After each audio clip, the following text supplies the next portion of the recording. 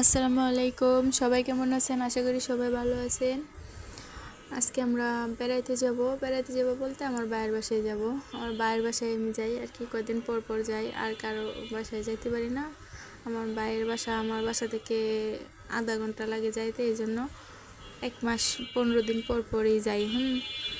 আরেকবারও গেছিলাম, ভাবিরে বলছি সকাল সকাল চলে আসবো। ভাবি নাস্তা বানানোর জন্য বলছি। নাস্তা বলতে ওই দিনকে গেছিলাম, ভাবি পিঠা বানাইছিল, দেখছিলেন তো, শর্ট ভিডিও দিয়েছিলাম। ওই পিঠাগুলো আমার কাছে খুব পছন্দ, ওই পিঠাগুলো আমার কাছে ভালো লাগে। ওই দিনকে আয়সা পড়ছি, ভাবি বলছিল পিঠা নিয়ে আসতে, আনি নাই।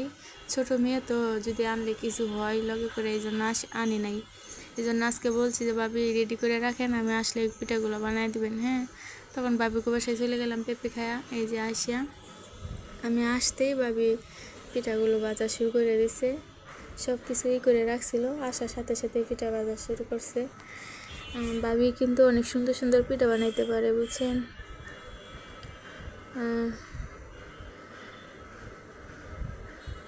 ভাবি যখন পিঠা বানাইতেছিল তখন আমি করতেছি, দাঁড়ান দাঁড়ান, আপনার পিঠাগুলো অনেক সুন্দর হয়, এই জন্য আমি একটু ভিডিও বানাই। তখন ভাবি আসতেছে, তখন আমি চট করে একটু ভিডিও বানিয়ে নিলাম। এই যে দেখেন, পিঠা কিন্তু ফুলে একদম বল হয়ে গেছে। এরকম সুন্দর করে কে কে পিঠা বানাইতে পারেন অবশ্যই বলবেন। পিঠাগুলো কিন্তু আসলে খুব সুন্দর হয়েছিল। এই যে দেখেন কি সুন্দর হয়েছে, অনেক সুন্দর। আরেকটা পিঠা ভাবিরে বললাম আরেকটা দেন, আরেকটা একটু দেখাই। যারা যারা আমার ভিডিওটা দেখতেছেন, শেষ পর্যন্ত দেখতে আছেন, সবাই অসংখ্য ধন্যবাদ। এভাবে সবাই সবার পাশে থাকবেন, এভাবে ভিডিওগুলো দেখবেন, চেষ্টা করবেন ফুল ভিডিও দেখার জন্য।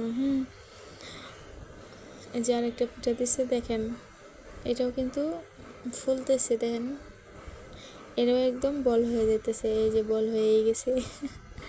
এরকম সবগুলা পিঠাই কিন্তু এরকম হয়েছিল।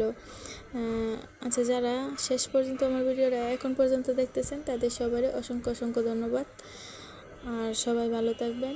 আর যারা যারা পিঠা খাইতে চান অবশ্যই আসবেন। এই দেখেন আমার পিঠা, আমার ভাবি পিঠাগুলো বানাইছে, কত সুন্দর হয়েছে। সবাই চলে আসবেন। আল্লাহ হাফেজ।